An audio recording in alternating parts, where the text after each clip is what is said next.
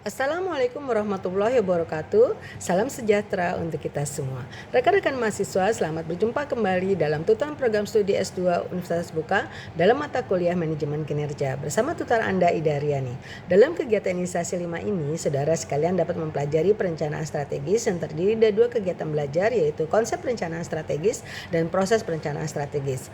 Tapi sebelum mengikuti kegiatan pembelajaran sesi 5 ini, saudara diharapkan terlebih dahulu mempelajari modul 3 dari buku materi pokok EKMA 5320 Manajemen Kinerja dan juga materi inisiasi 5, serta dianjurkan juga untuk membaca referensi lain yang relevan dan terkait dengan konsep yang ada. Peran serta aktif saudara diharapkan dalam forum diskusi 5 pertemuan minggu kelima ini. Semangat selalu, selamat belajar dan semoga sukses. Wassalamualaikum warahmatullahi wabarakatuh.